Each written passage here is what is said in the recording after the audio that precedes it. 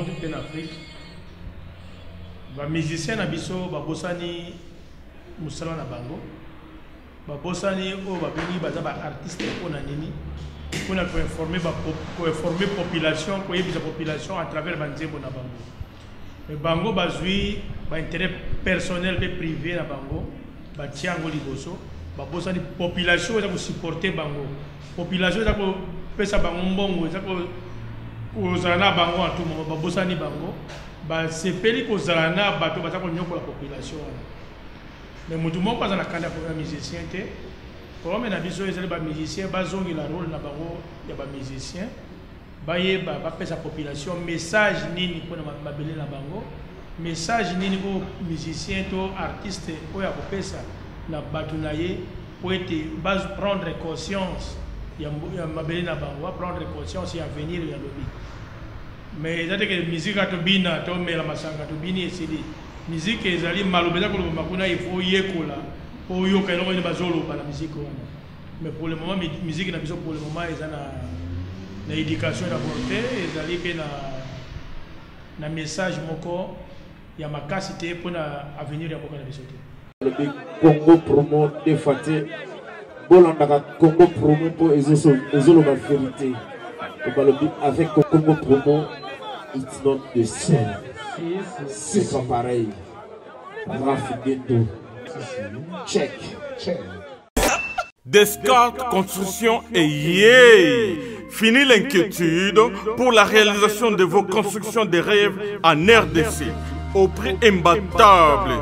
Grâce à votre entreprise installée en RDC uniquement pour vous, spécialisée en construction, réfection, bâtiments, immeubles, vente de terrains, travaux publics, avec les ingénieurs, architectes qualifiés au prix incroyable. Descartes Construction est aussi spécialisée en luminosité des bâtiments et éclairage public, installation des systèmes d'alerte, intrusion pour des maisons et véhicules et tout d'autres services.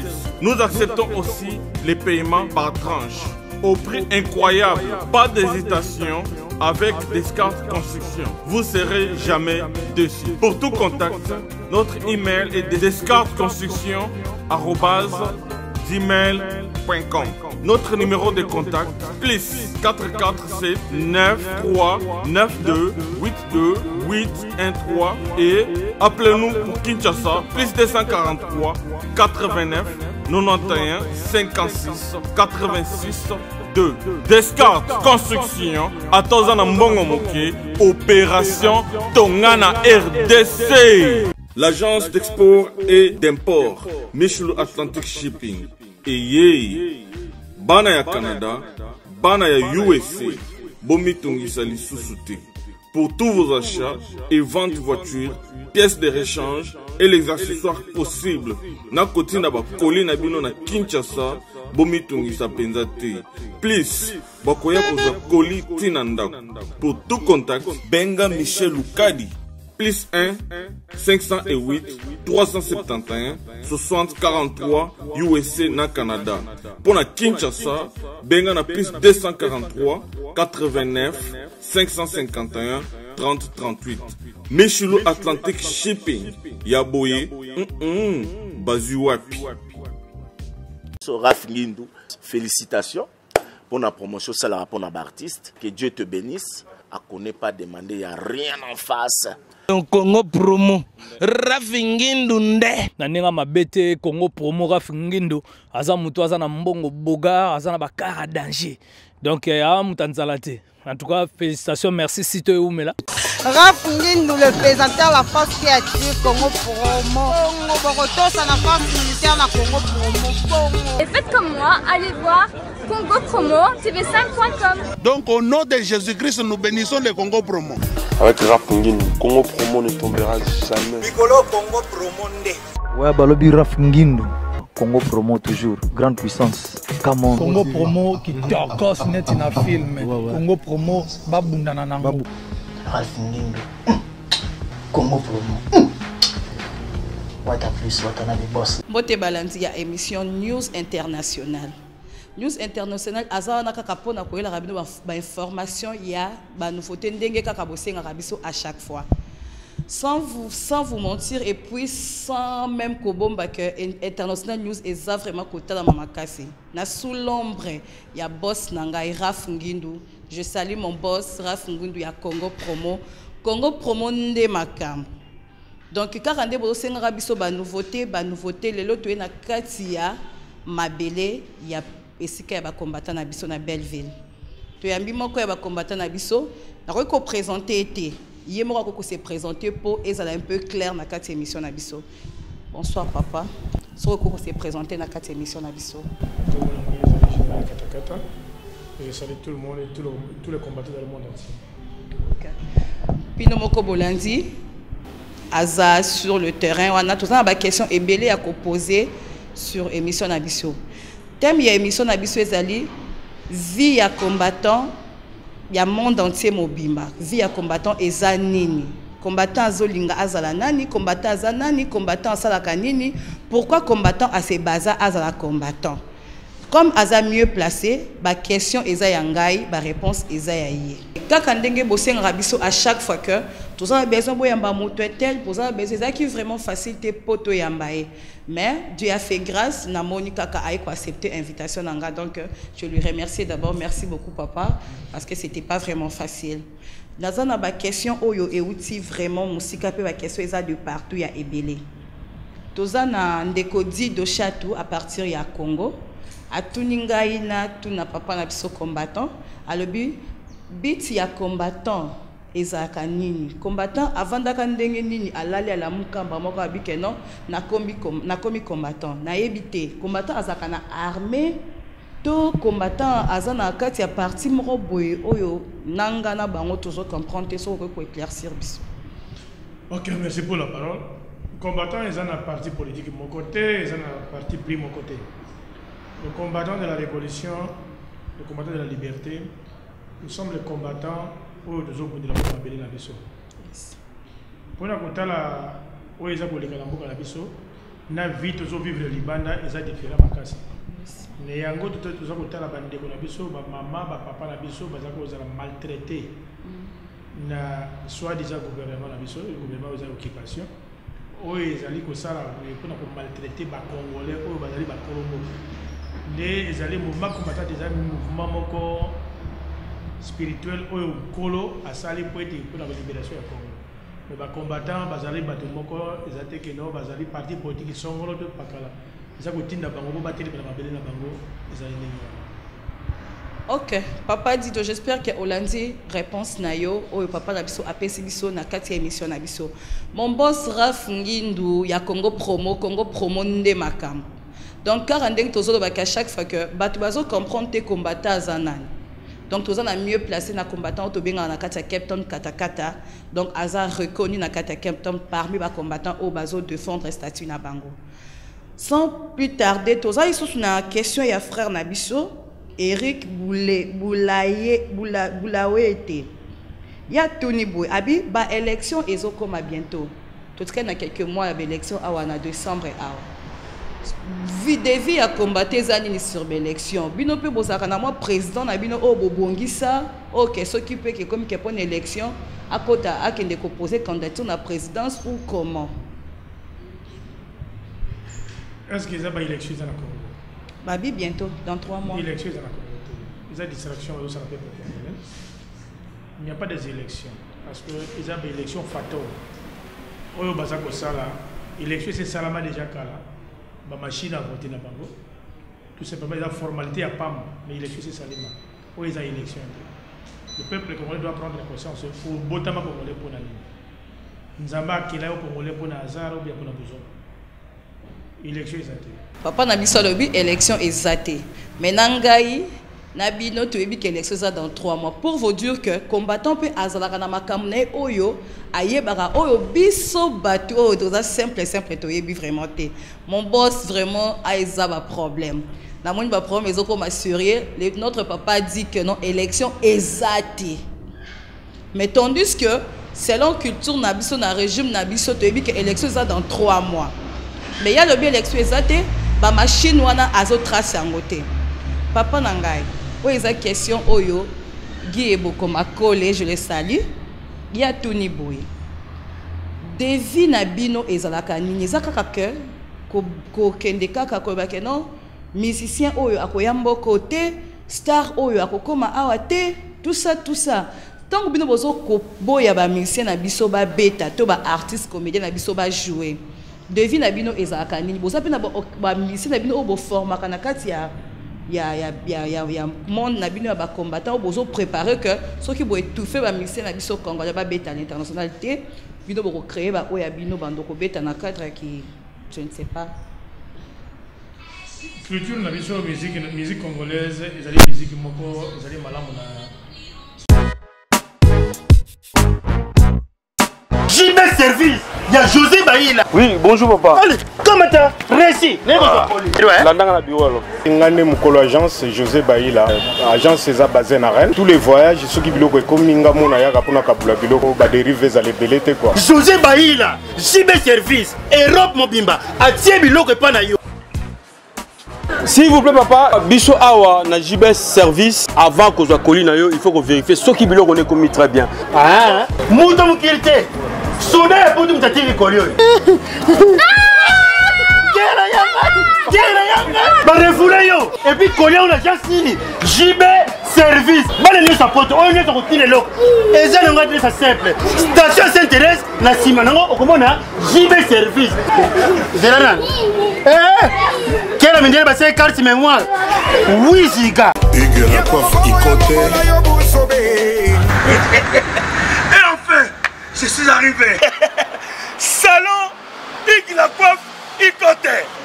Non seulement c'est un salon de coiffure, mais aussi une machine de transformation des hommes et femmes. Regardez-moi comment je suis. Vilain. Mais attendez, 2 minutes. Bogart. Vous allez voir.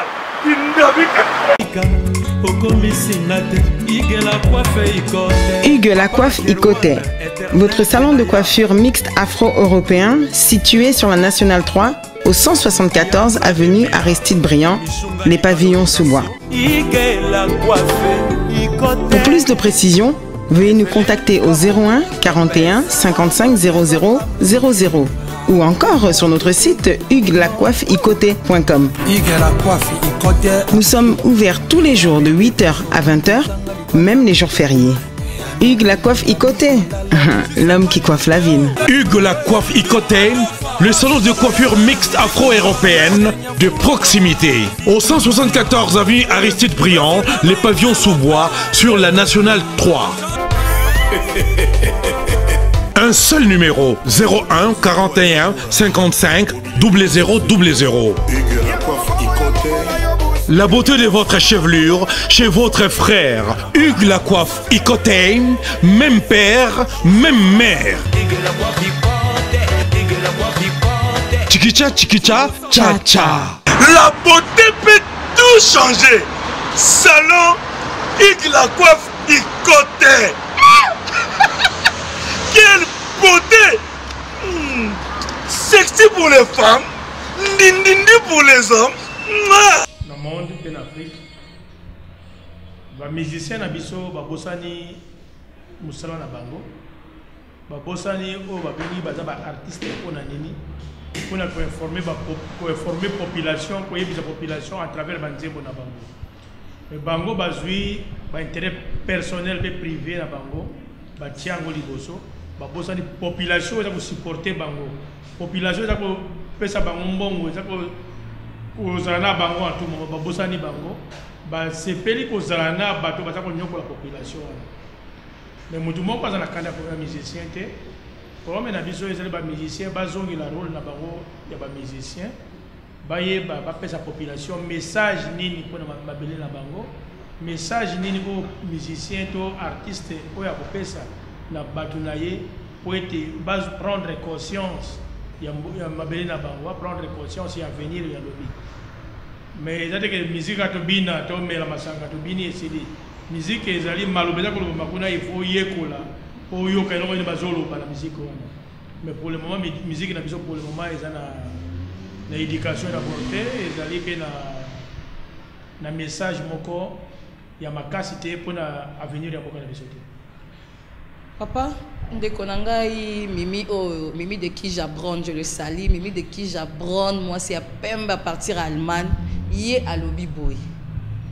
Et là qu'on ni aux musiciens à côté de ça là, ce qui me ça c'est décider à lobby qu'elle est là, à y avoir trouvé terrain d'attente. Réaction à combattre vos andins. Tu parler kaka, ba combattant à Cape Town, tu parler combattant de partout. Azamoko ya bino combattant mais na kasi à Cape Town. Toujours parler combattant, il y a International News.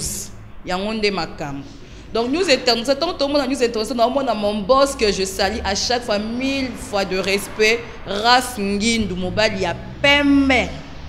Donc, mon boss, Mimi de qui j'apprends à lobby, ceux qui sont musiciens, c'est décidé, artistes, comédiens, News, surtout, c'est décidé, lobby va approcher Bino, pour créer terrain d'attente. Réaction à combattant et cause à la ligne. Bon, nous sommes d'abord déçus. Nous sommes en Allemagne à poser des questions parce que nous sommes le peuple congolais. Est-ce que hier, nous avons posé des questions, il y a un rôle de musicien allemand après la Deuxième Guerre mondiale?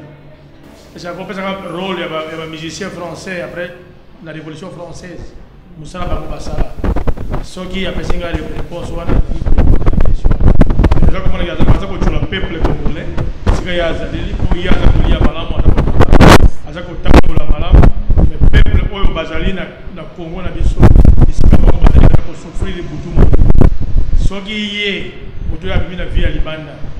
Azako Lubaneng, Azako la question d'Engoana, les aliments Mawabni, mais Bakoko na biso Bakola qui l'a Merci papa, maman Mimi. Donc papa Lobi Aza vraiment dessus.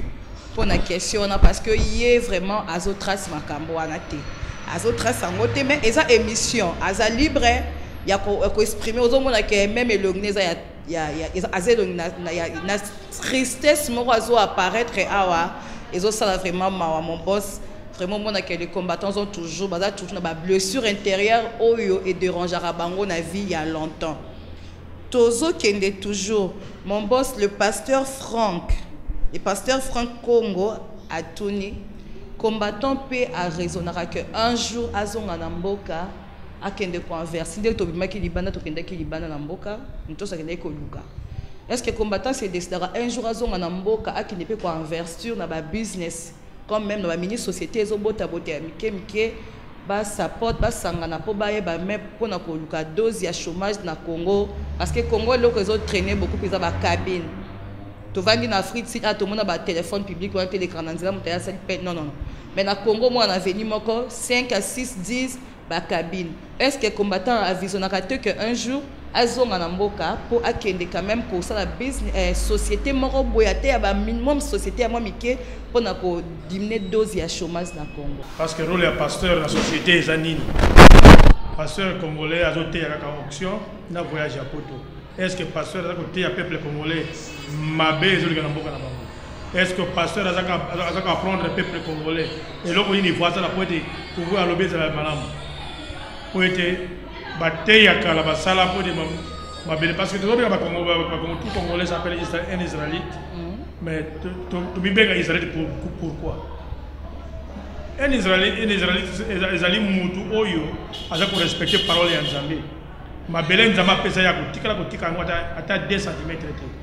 Mais est-ce que le pasteur congolais ou le pasteur a tenu la question aza kotosa maloba na nzambe na kati ya Biblia oyo nzambe a ebisa que non esika apesi yo kotika yango te il faut bundela la parole ya nzambe pour respecter maloba ya nzambe avant tout na question ba combattre baza ko raisonner que lobby congolais za malamu ba combattre baza na kanda ya mutu te mais bazali na besoin ya système wana échanger même Kabila ke il est mais Chandai azongi lobby parce que l'élection c'est légal quand Chandai comme président système wana toza ko boya ngo en bloc. OK pasteur Franck Olandi papa na biso aza toujours o babengara na ebite na chaîne rôle nini nazo solo na opposant tonel parce que azaka dans pampa donc on dit to la on dit to aknenda kumoro donc ba réponse nyonso to nazo poser azaka kana ba question nyonso réponse na ezaka straight na makam na bango papa na ngai j'ai mis ma Blanstein Kumbe di Shida na partie à Paris Et à Tony Boy, vie politique nini oyo bossa la capo et apporter changement dans Mboka. Vie politique de ça et apporter changement dans Mboka. Yes. Les alliés malams mingi hier dans la France. Vie politique il y a dans la France c'est pour ça. Parce que le Congolais a été de souffrir. Mais il y a en France, il a été de manquer, il a été de rigoler le peuple congolais s'est trouvé dans notre pays. Pour chaque jour, nous avons fait un film, chaque jour, nous avons fait un film, chaque jour, mais il y a un Congolais, mais nous avons préféré à sa porte de gouvernement d'occupation dans notre pays. Chida, je m'y mets plein stingio, oyo qui réponse na yo. Donc, papa, surtout, bis wa talibanda, toujours PC vraiment quand apparemment des namoni. Pour talibanda, on a une réponse, na bango, ça vraiment sec parce que bis wa talibanda, toujours monde c'est comme si que notre pays na biso est bien. Pays na biso, il y a beaucoup de gens au bazo lela, misala ezate, ezaka raté combattant, a kendeka conversion na mboka. Non. Biso nyos otobima libanda ya mboka na biso toza na droit ya kokende pe convertir na mboka botiki ya ba combattant charge karaté combattant ça sali musala na ye oyo ke akoki ko finir ngo ye mokote donc pour na convertir na mboka to créer ba mini société to mo ba mboka musude ba sala ezaka te que il faut oser la combattant donc ceux qui vont moninga ndenge na sabiye boye na lati boye na se maquiller boye eza grâce ya salon Vanessa Diasonama.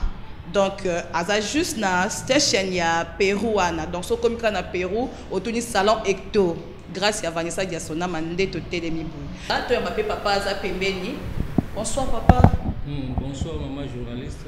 So ko se présenter. Ya Kombolanga Botamba, naza combattant, le secrétaire général du mouvement RD Combat Danger. Yes. Kamba Marana général Katakata. Donc, tout ça dans le cadre, il y a armée, il y a des combattants. Papa Nangaï, tu as posé une question parce que vous avez dans le cadre de la Makida Yango. Vous excusez-moi parce que la question est tellement belle. Mais vous avez dit sous parce que l'émission, Yango Kaliban, les Arabes, a minute juste. Yango, tu as dit que tu as partagé Papa Nabiso. Papa, Eric Aleko à Tony Boy. Dans quelques mois ici, élection ils ont dans 3 mois. Ata papa na biso abaki ke ya yebi makambo na te mais biso toza quand même informé na Congo que élection zo banda. Guerre ya ba combattant ezo soit fin ou pas. Combattant zo stopper bitumba parce que élection de zo banda. Oh combattant lukaka mboke koma na kimia. Surtout les kin élection c'est que mboka na zo koma na kimia. Si ko vous les combattants décision na bino za nini bozo stopper combat. Obo bundel suna nani bato bo bunda bon basi batiki na ba. Bo bundel suna banana. Merci maman pour la ndekona. Papa Eric Aleko. Eric Aleko, merci pour la question. Mais sur total penza tozongi sima, tozomona ke élection, les autres ngama ya combo élection. Pour tolobaki élection ezala inclusif et transparente. Mais élection oyo bango bazo sala wana basi ba trika. Ce qui va la poste élection et ça le 23 décembre. Balongola biso ba machine wana à voter. Oh. Balongola ba machine à voter. Logo ba machine wana ezakaka, c'est que élection ezate. Ba ba même biso ka na combo élection, mais élection ezate. Donc pour na biso ba combattant, total la route élection on a été le 23 décembre. Pour ata bango moko bato ba organiser l'élection na bango lokuta wana na date wana ba osala élection te. Tozawa occupé sanga raison maman ba osala élection te do ba même la biso ka na système o bazo même wana to na posa butu makambo na te toza na posa ya élection na te pour ko zala te et ko sala maka jamais. Donc pour vous dire que les combattants bazo trace ba machine na bisoté bazo trace ba machine na bisoté po baza sur na ngote. Papa, on a dit que loba et le roman maintenant loba on a souka parce que mon boss Raf Ngindu a ouais ça va problème. Donc nous ça les opé sanga chaque fois. Ah, nous avons un simple journaliste. Nous avons un simple journaliste, nous avons la nuance. Ce qu'on bien la publicité à maison, au publicité là, on va boire kanga, to boire kaka. Au bas ça les locaux on a promotion à partir à Congo, to posa la moto ça prête à aussi la maison surtout. Na sous ombre ya bo boss Raf Ngindu na Congo promo. En tout cas vraiment c'est qu'on dit c'est triste, c'est vraiment triste. Ngana yo qui passe. Aussi on peut dire que les combattants vont lâcher namona yango pe kaka eza nango pe kaka problème parce que même na Afrique du Sud a tozo mona ke jusque na moment oyo noir azobundela kaka pays na ye mboka oyo kabona bitape belé bayaka yango bayebi ngai mpona chaka makolo na moni o jaune o kalat o kosa na yebi te nzoka kosa azo défendre pe statut na kaka nde to ba congolais pe azo défendre statut na kati ya mboka na biso papa na ngai toyebi que eza vraiment pas si makasi parce que eza eloko moko obotamaki na obongo te vie ya réalité ya vie okutani nango na mokili et na vie ya souci oza nango po na mboka na yo yango se décide na tongo mobike waya a comme nanga combattant est-ce que na kata ba combattant ba pasteur pe bazalaka ba docteur pe bazalaka ba avocat pe bazali te combattant za kaka mutu oyo abimi kaka na nzela bo abike na komi combattant est-ce qu'il y a aussi de ba OK azaki vraiment docteur abike non ngai lo na komi nanga combattant bam so azo kanisa ke combattant aza mutu moko il y a désordre aza mutu moko azo sala kaka trouble inutile bazo compliquer ba musicien bazo compliquer politique na biso combattant vraiment na ba statut wana otozo benga comme ya ba école ba université est-ce que combattant pe aza na kati wana na yebiti ke na kati ya société ezali na ba miyibi bazali ba intellectuel bazali te olengi ya bato nyonso bazali na mouvement combattante ba intellectuel tous les sortes ba intellectuel bazali ezana ba musuba benga ba héros dans l'ombre bazali il y a des médecins il y a des juristes il y a des commerçants des businessmen pe ba individu mususu bazali na kati ya mouvement combattante eza mouvement ba voyouté ezali mouvement ya ba congolais o bandimeli ko bundila mabele na bango mouvement combattante na kati eza ba ingénieur pe bazana kati na kati ya mouvement combattante bato oyo ba mitu ya bwanya bazali na kati ya mouvement combattante ezali ke non na kati ba combattant ka bato ya nzala te eza ba responsable bazana kati ya mouvement combattante oyo balingi que mabele na bango ezala changer tango mususu bénéfice ya eloko oyo ekozala ngai te to ekozala pita te to mama te to ekozala songolo pakala te ezali bénéfice ya bana na biso to bakoko na biso to lobi to après lobi to kufi bana na biso batikali malamu ndenge ba sud africain babunda na mboko oyo yes batikeli bana na bango oyo bango babunda siko biso totikela bana na biso nini to botama congolais pona nini te to botama congolais to kozaka ba souffrance na souffrance soki biso to kufi bana biso batika na souffrance wana il faut to luka moyen to bunda po te lobby ata to zate bana biso ba zala malamu bandiko na biso ba zala malamu donc mon boss Raf Ngindu to sala kaka musala kaka ndengo senga biso to sala à chaque fois poto CP ça ba peuple na biso ba fan na biso na ba o balingaka ngai na ba ope balingaka na bango ngai te men biso Congo Promo tolela bino grave tolela bino fort tolingaka bino makasi toza vraiment karapo na bino mais c'est na biso Martin mais c'est Martin Tumba Kabiai ya lobi boy abi pourquoi on n'arrête pas de se disputer entre nous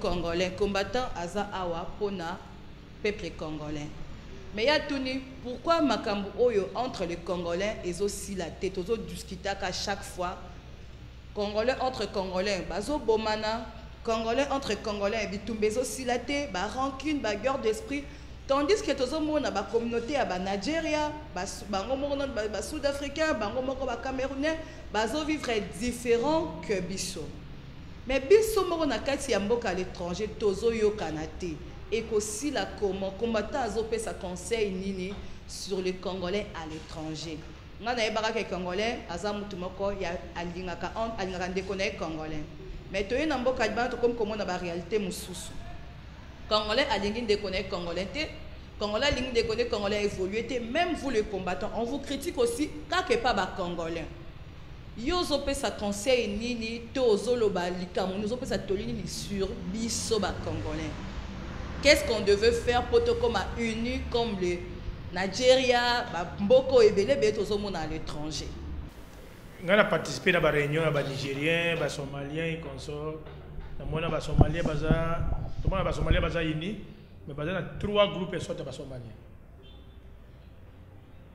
ba Nigérien baza ba Ibo ba Yoruba na ba Muzuzu baza divisé na ndenge na bango mais biso ba Congolais pe tozali na ba guerre na biso na ndenge na biso mais ba guerre wana ezo longola biso teke to songa mboka na biso ba guerre wana ezo pekisa biso teke no to arrêter o ezo ya na kata mboka na biso ezali question wana biso toza ba ambassadeur ya ba parents na biso na libanda toza ko représenter éducation ya ba parents na biso libanda soki mutu ba bokola na vie ya moyibi na Congo au continue na ko libanda ça aza ko représenter éducation ba parents na ba bokola ina watu ko kamote soki mutu azali biloba loba so ba parents na ba bokola na vie ya biloba loba na Congo yango wana ya vie yango toza ba ambassadeur ya ba parents na biso toza ko représenter éducation ba parents na biso ba bokola biso na yango watu ko boya yango te moyen de changer mutu ezate mais vie combattante toza ko tala vie ya Congolais nyonso banda est ouest nord sud toza na partie primité na vie combattante que Congo ezala libéré pe vie ya combattant ekotikala kosila te na kati ya mboka Congo combattant ekotikala ti mukolo Congo ekotikala kobongo soki tokufi topesi idéologie na bala na biso to bakoko na biso balandela bitumba oyo ti mokolo bato bakokende ko gagner bitumba oyo parce que notre pays est sous occupation. Il y a groupe ya bato ya ba individu moins de 300 personnes basé à coloniser 80 millions de population congolaise. Mais fait de fait au pays na bango libani biso pe vraiment apparemment pe biso pe to yebaka pena makambo mboka na biso bien te. Alors conseil pour na bandeko na biso nyonso oyo balinga kosala ba émission to kendaka te kaka kosala émission na batu oyo toyebi ke oye soki na kei moi eloko moi boye non il faut kosala ka ba émission oyo ezo parler pe sur mboka na biso eza na avantage makasi po biloko mosusu nga pe nazo découvrir awa nayebaki yango te mais suite ya ko ya boss na ngai Raf Ngindu nde a se décider ka bi cette fois il faut to ça émission na ba combattant c'était pas facile mais quand même ba accepter biso ba yambi biso toujours pesa toujours merci pour na émission on ndingezo se passer na cadre o ya bien oyo Tito Vandi awa eza cadre moko ezo leisa Captain Mobimba mais comme on onde tozo yebate donc papa Rosa yemoko mieux placé à se présenter na esika toza ce qui za wapi ce qui nini adresse nango tout ça et ça la biso moi bien ça je demande des questions ya ngalia la patrona Karine Kibiso na partie ya poto ya Tuni Biso alobi est-ce que papa nangai mboka po échanger ils aussi naka combattant abeta politicien to combattant abundisa politicien to combattant abundisa musicien ndembo que changer pour nani combattant peut approcher nan ba homme politique na biso na te ba travailler ensemble pour ba mekano ko trouver paix oyo combattant lukara peuple congolais a trouvé mutatu ni question na zama yele mingi ngai na ozo question pour nani Jésus Christ abetaka batu na ndako ya Nzambe baza ko teka parce que des autres côté na ndako tata na ye yango na combattant aza ko représenter Jésus Christ po mabele ya tata na ye o Nzamba pesa biso et côté des autres il faut que beta batu wana vous voyez ba que no eloko bazo ça mabe ndenge Jésus a beta batu na kati église yango na combattant ko beta bango na mabele tata biso atikala biso nous allons défendre yango. Mais papa a respiré moi mketo zongela sous bandeko ya sima to meka ko tuna bango deux questions poto banda ko chité na émission na biso mon boss Raf Ngindu vraiment a un problème kana benga boss na ngavanda kana suka ya poto donc suka ya poto après poto na bango de lola dans but mo définir ce qui za wapi donc yango nde makambo papa na ngai nakoki ko tuno moi question moko kaka ya mukie poto zo kenda na ko chité na émission na biso sikoyo bino ndenge bofandaka na général katakata aza général benga pété ya suka est-ce que tu peux la péter na tongo mo bobi non mon général oyo rabiso nga naza secrétaire nga naza secrétaire ya parti na biso est-ce que moyen ezali to mekana nuko tika makambu oyo poto bandi ki combattant au kala tozo kola nango tobeka nani kotika ngo po apparemment ezomema rébellion na kati ya mboka na biso. Est-ce que idée wana ezalaka mpe un jour botika yango bosala makambo mosusu? Merci maman la question. Mais question tuninga wana eza réponse nango ezomonaka claire ke eloko aye kotikamaka jamais. Nalandaki question moko motu moko apozaki général Katakata aza so na poto alobaki ke apport ya bacombattant eza mpena nini mpona mboka Congo to eloko nini yango mpenza bacombattant bamemi neti mwa changement moko boye na vie na bango depuis babanda bakomba wana nakoyebi biso ke combattant amemi makambo ebele eza kaka combattant ya Afrique du Sud te combattant ya monde entier tomemi makambo ebele nakoyebi biso ke gouvernement congolais bazala bloqué. Gouvernement congolais bazala sous na activité politique te libanda etambolaka sous te ceux qui la tembe osala ba mission luka ba ambassadeur solo na bango politiquement Congo etambolaka ndenge ni la politique extérieure et le côté zéro bande nyonso Kabila sali zéro tant kombe bandi zéro basu ne loko mokote et le etika na bango ki bazoteka kuipie richesse à Congo batekaka basala ba corruption na kati. Ce qui n'a pas été combattu, c'est la population de biso bana pasi makasi. So bana pasi, biso be bato to la libanda to na pasi. Pour la nikara biso bato to la libanda muto sungara, ba famille les na Congo. Ba bazana poto, bazana Afrique du Sud, en Amérique partout, en Europe partout, bato ande ba sungara Congo. Alors, peuple congolais a lembi na politicien congolais. Il y a un moni dialogue entre combattants et politiciens congolais. Politiciens congolais, c'est facile à corrompre. Nous avons un exemple. Moutounete Longankoi, abanda politique kala depuis tant Mobutu azalaka politicien et puis opposant. Mais tant bavanti ba osa na politique. Les autres ça peuple passe. Ba opposant ba obimisa peuple, bobi ma marche, peuple abimi a marché. Souka peuple babomi peuple bango bazongi bakese pa mutuana oyo abomaki peuple balembongo bazongi su bakomi ko soutenir tala ba Bruno Chibala auti na opposition alembongo akekuna comme travailler pour l'opposition akomi ko pesa même ba stratégie nyonso ya nini ya opposition ko pesa na gouvernement na parti à pouvoir pour na li loko so mbongo parce que batu wana yebisanga Bruno Chibala wa yebisa biso nini. Ils ont des professeurs, des bochab, des mayele, des droit dans l'université, des silisi, des gens qui s'appellent dans Moussoussou. Mais les lots, ils ont dit que Congo est Congo est Koufa. Tous les gens qui sont là, Libanda, tout le monde a dit que les gens qui sont là, Moussoussou. Ils savent que les politiciens n'ont pas approché, n'ont pas attendu. Ils ne sont pas jamais. Donc, bisola bango zaka à distance team ko Congo ekangolama ba politicien mususu bano baza formé ba osala musala malamu ki bango. Merci beaucoup papa. Ma question est Zayanga. Bazani na ba réponse moko donc c'est pas vraiment facile. Ozomona ke combattant ça vraiment apparemment pour nanga na ebité ceux qui tozo sentir atmosphère moko. Ngana zoka c'est comme si baza toujours na omoni bato bazoka déjà longtemps.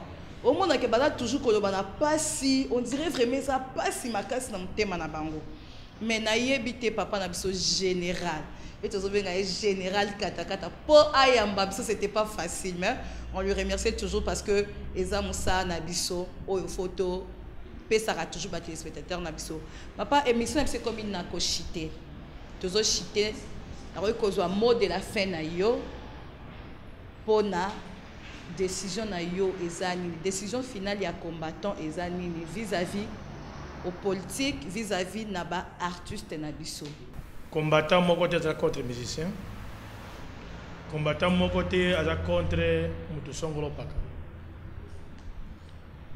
papa akotikala jamais ko boka bana na ye papa jamais akotikala ko bengana mwana na ye le musicien congolais baza ba congolais va prendre conscience va boter ba congolais pour nani mbongo ya lelo ekosila lelo lobi pe comme histoire mosusu va prendre conscience pourquoi Nzambe appelle ça bango rôle wana d'être musicien. Appelle ça message. Message n'est pas ça ça. Est-ce que oyo Nzamba tinda ya za musicien, tu as un message na ye na vie personnelle. To na intérêt privé na ye.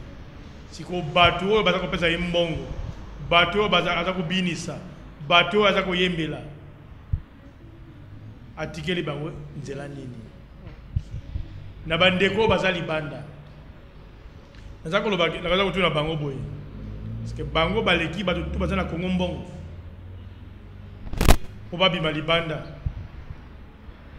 Nzambe apesa bango opportunité wana. Bo bima libanda, bo observer. Bo ya ko reconstruire mboka na bino. Et si ka ba moni ke ezo sale maté. Bo luka moya ko sembola place wana. Ya wana role ya combattant. Abimi libanda, amoni eza libanda. Amoni ke no peuple nanga bazo souffrir. Soki na telemité muta ko telema azate. Combattant a telemi. Soki na zongi pas pasteur. Abi pasteur. Nous avons côté à bateau voyage à poto. Nous avons côté à bateau comme israélien. Être israélien est zanini. Israélien est zali mutu oyo azako respecter malobana nzambe. Eteni ya mabele nzamba pesa ye faut abundela yango. Soki ko boma bato ne sika wana ko boma bato po ezali sumute. O nzambe mutu apesa ye. Soki mutu alinga botole yango il faut abunda asikola mboka na ye ne sika wana ezali sumute. Mais tote ya kabatu teke soki opesi pasteur dîme au komi israélien, oyebi l'église au komi israélien, bundela mabele na yo. Kokisa mukalo na nzambe. Maloba na nzambe il faut kokisa yango. On nzamba pesa o mabele, nzamba pesa o devoir moko o accomplir yango na mokili. Est-ce que yo nanga doit accomplir yango? Lobi to après lobi. Tango bolba no enlèvement, to kindo samba nini. Mais il faut to yeba to yaki na mokili pona nini. Ngana botama congolais, oya botama burundais, oya botama rwandais, oya botama ougandais, oya botama français, italien, pona nini to botama po to sunga mabele nzamba pesa biso. Kasi biso ba congolais to koki ko sunga mabele nzamba pesa biso te, to za ko kende na yango kaka na nazwa ona boka bato. Naza ko yebisa bato mususu ke oyo bakanisa ke mouvement combattant ko sila. E ko tikala ko sila yango te. Mouvement combattant et côté de génération en génération. Oyo nyonso akoya na pouvoir. Koya komeka konyoko la peuple congolais. Combattant à côté les melaye timu kolo ya suka. Côté mouvement combattant et côté kala lokola mouvement révolutionnaire na pese exemple na Iran oyo ezali ba garde révolution soki ke constitution de na A lelo lobby comme na B ba mouvement wana interpellé président papa yaka awa pona nini zaki na awa lobby comme na B. Tout Congolais doit prendre conscience il est né Congolais pourquoi. Ok papa, émission nabiso vraiment ezaki tellement kitoko ba question eza tellement belé pour ezo kota kaka mettre bec na pesi mbote malgré que aux an émission donc je regrette mais dans la quartier famille non papa so recopier ça quelques personnes mbote pour todo chiter vraiment na sima ya ngonga na biso et ça biso bien. Maman, ça na pesi ba mbote na pesi tilobi. Na pesi d'abord ba combattant nyonso au monde entier. Yes. Mbote mingi. Mais na pesi bango encouragement nyonso abengami combattant kutika bitumba na yote toki letina mukula suka na pesi ba combattant nyonso ya Cape Town mbote mpe merci na musala bango baza kosala Afrique du Sud mobimba pe na pesi na bosanité Richard Mwamba na bosanité tout le Congolais oyo bazala souci ya mabele ya mboka na bango bazala na espoir que Mukula Suki ezali rendez-vous na Congo. Congo promo rendez-vous na Congo. Donc Congo promo mon boss Raf Ngindu nyonso makam aratwara na makamba Congo. Maman 5 minutes ya bon ya repesa dédicace na ko tout ça sur la visibilité. Merci na pesi premièrement ma famille basée en Londres, aux États-Unis, ma maman, mes frères ici en Afrique du Sud. Na pesi bango ba mbote, na ngabo mingi. La pesi la Jos Mississippi Pembote. La Jos de Makambu. La pesi Raphaël Kazadi Mbote. Yes. Ok, papa. Dernier mot, la dédicace na kati Congo Promo. Ya dernier mot ezaka ba combattant to ikampi koti na suka. Donc liamine bokechu premier merci liamine.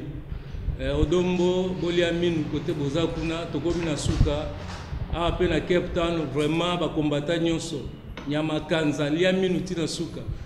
To liamine mbote na président Richard Mwamba wana pire masalanga na Sido Bilole na Paris ça va. Écoutez les mots pour te clôturer émission Nabiso sans oublier à couper sa mbote na Kaska Chama mon frère que j'aime beaucoup, à toute ma famille Mbolo, famille Lisungi, la famille Mwamoufia Baza Ebele, famille Yanza, mon boss, Raf Ngindu, Yonde Makam. Donc, Congo Promo, Ndena Top. Toza awana bon cadre kitoko, ceux qui papa ko sa adresse il y a place haut parce que place haut tozo lianyo, so ba to komi ko lia misuni. Mais quel misuni? Donc misuni zo lia ma awa ya ko sakanate donc kin na kata Cape Town, non stress quoi. Papa ceux ko sa biso adresse pona batuna o ba inko ya ko lia. Ok, merci maman. Oh, ezali Bella Village, ezali na Banana Street numéro 221. Croisement à Porte-Carreau na Banana Street, en face dans notre ville collège. Oh, batebele bakataka ba combattant bazaka miyibi ba ya golia ba mbonga batu. Ba combattant pe ba salaka. Ba combattant ba business na bango. Pour toujours bundira ma belle na biso. Nous allons ensemble na batu nyonso. Merci beaucoup. Bande ko nyonso. Boye ba combattant za moyibité, combattant pe asala. Ba business pe ezali, misala nyonso ba combattant ezali, combattant zo bundira ma belle na ye. Tous à la together, après si Congo Promo. Wow, Congo Promo. Papa, Zana c'est ma combattant. Il va que rendez-vous dans ma bilaba. Ok. Bye bye. Tolingi bino mingi. Congo Promo. Bye bye.